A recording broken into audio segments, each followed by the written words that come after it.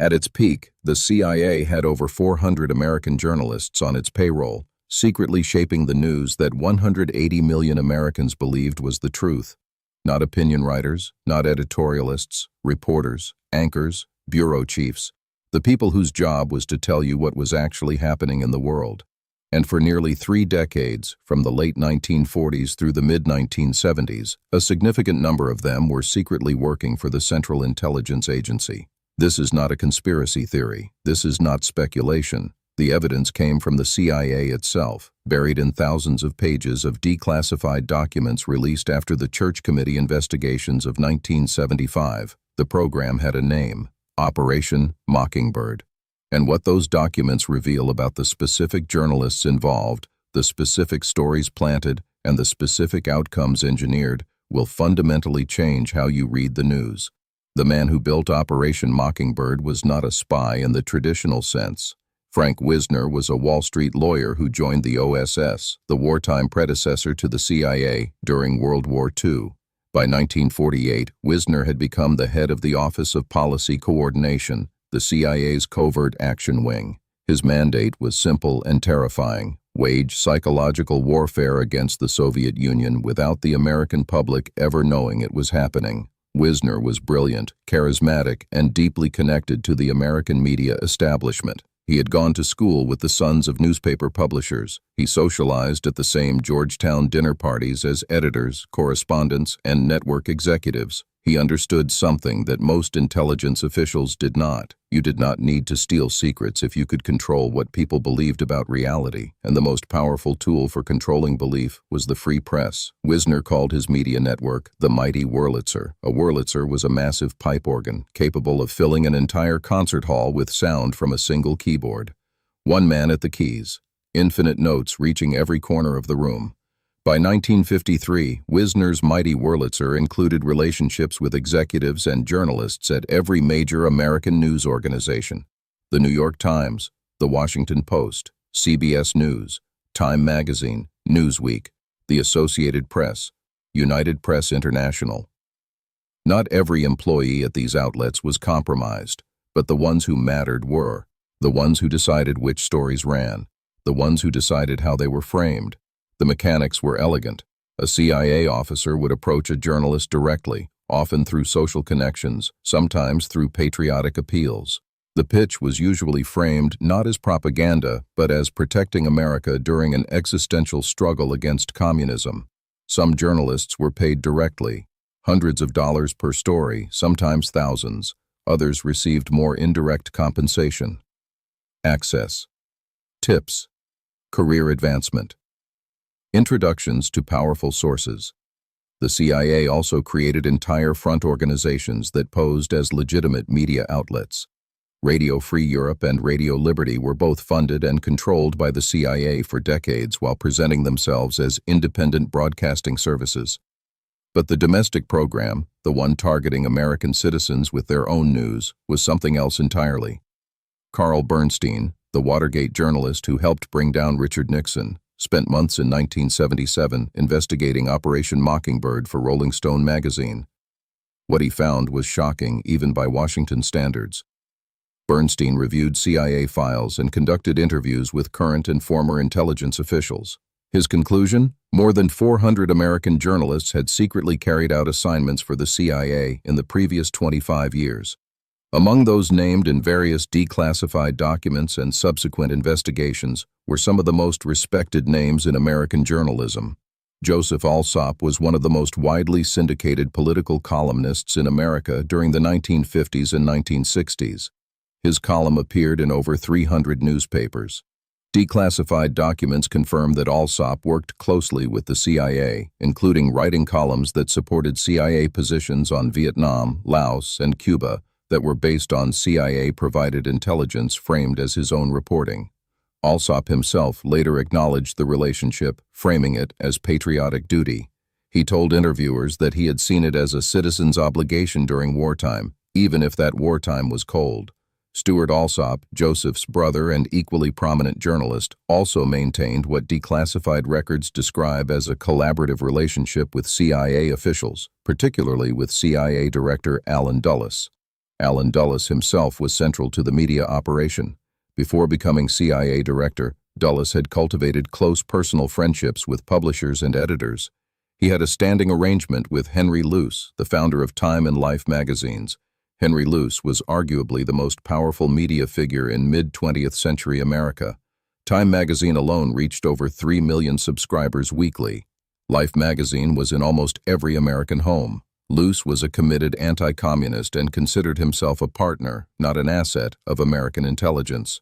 He made reporters and photographers available to the CIA for cover purposes. CIA officers traveling abroad sometimes carried Time Life press credentials. But the arrangement went further. Stories that the CIA wanted promoted received prominent placement. Stories that threatened CIA operations were killed or softened. William Paley, the founder and chairman of CBS, maintained what one declassified CIA memo describes as a very useful relationship with the agency. CBS correspondents abroad sometimes served as CIA informants, reporting on what they observed in countries they were covering. The arrangement with CBS extended to allowing CIA officers to pose as CBS journalists when operating in foreign countries. Understanding who was involved is one thing. Understanding what they actually did is where the real horror lives. Let's talk about specific examples. Stories that can be traced through declassified documents from CIA fabrication to American newspaper to public belief to government policy. Guatemala, 1954. The CIA was planning to overthrow the democratically elected President Jacobo Arbenz, who had implemented land reforms that threatened the United Fruit Company and whom the CIA had decided was a communist threat. To prepare American public opinion for the coup, the CIA needed coverage that portrayed Arbenz as a dangerous Soviet puppet. The problem was that the evidence for this was thin. Arbenz was a nationalist reformer, not a Soviet agent. The CIA's psychological warfare team, operating under Operation PBS Success, worked with friendly journalists to plant stories suggesting that Soviet weapons were flowing into Guatemala. The New York Times covered the supposed communist threat in Guatemala extensively in 1953 and early 1954. Pulitzer Prize-winning journalist Herbert Matthews of The Times later acknowledged that reporters were working with very limited access to independent sources in Guatemala during this period and were heavily reliant on State Department and intelligence briefings that were, in retrospect, highly manipulated. When the CIA-backed coup succeeded in June 1954, the American press largely celebrated it as a victory over Soviet expansion. It was not. It was the destruction of a democratic government and the installation of a brutal military dictatorship that would torture and kill thousands. Cuba, 1960 and 1961. Before the Bay of Pigs invasion, the CIA conducted an extensive domestic media campaign to prepare American public opinion. The New York Times had a reporter named Tad Schultz who discovered that the CIA was training Cuban exiles in Guatemala for an imminent invasion of Cuba. The Times prepared to run the story prominently. CIA Director Allen Dulles personally contacted Times publisher Orville Dreyfus and asked him to kill the story. Dreyfus complied. The story ran, but buried, without the invasion timeline and without the word imminent. President Kennedy, after the Bay of Pigs disaster, told the Times managing editor Turner Catledge that if the Times had run Schultz's original story, the invasion would have been canceled and he might have been spared the greatest disaster of his presidency. That single editorial decision, made to protect a CIA operation, sent over 1,400 Cuban exiles into a military catastrophe where they were killed or captured. No single conflict better demonstrates the power of Operation Mockingbird than Vietnam. The Gulf of Tonkin incident in August 1964 is one of the most consequential events in American history. President Lyndon Johnson used a reported North Vietnamese attack on American naval vessels to push the Gulf of Tonkin resolution through Congress, giving him essentially unlimited authority to wage war in Vietnam. There was one problem. The second attack, the one that Johnson used to justify the resolution, almost certainly did not happen. NSA documents declassified in 2005 confirmed that intelligence analysts at the time doubted that a second attack had taken place. The ship's own commanders were uncertain. Captain John Herrick of the Maddox sent a message saying the whole situation was in doubt. But by the time Herrick's doubts reached Washington, the news cycle had already been captured. Major American newspapers and networks were running the administration's version of events, amplified by journalists with CIA connections who had been briefed on a version of the intelligence that emphasized the attack and minimized the doubts. The result was 58,000 American dead, over 2 million Vietnamese dead, a generation destroyed. The media manipulation around Vietnam was not limited to the Gulf of Tonkin. Throughout the war, the CIA maintained what declassified records describe as assets within the major television networks and wire services who could be relied upon to frame coverage in ways that supported continued American involvement. One specific example, in 1965, as the anti-war movement was beginning to grow, the CIA worked through friendly journalists to amplify stories, suggesting that the anti-war movement was being funded and directed by communist organizations. Several major newspapers ran these stories prominently. Declassified documents from the CIA's own files later showed that the intelligence underlying these stories was fabricated or grossly exaggerated. The anti-war movement was organic, driven by American students and families, not Soviet handlers. But the planted stories served their purpose. They discredited the opposition. They extended the war. They cost lives. While Frank Wisner built the original Mighty Wurlitzer, the man who systematized and expanded domestic media operations was Cord Meyer. Meyer joined the CIA in 1951 after a brief career as a writer and activist. He was handsome, brilliant, and had been a committed idealist who believed in world government before the Cold War converted him into a committed CIA operative. By the 1950s, Meyer ran the International Organizations Division, which oversaw the CIA's work with student groups, labor unions, cultural organizations, and journalists across the world. His domestic media operation was a subset of this broader psychological warfare infrastructure.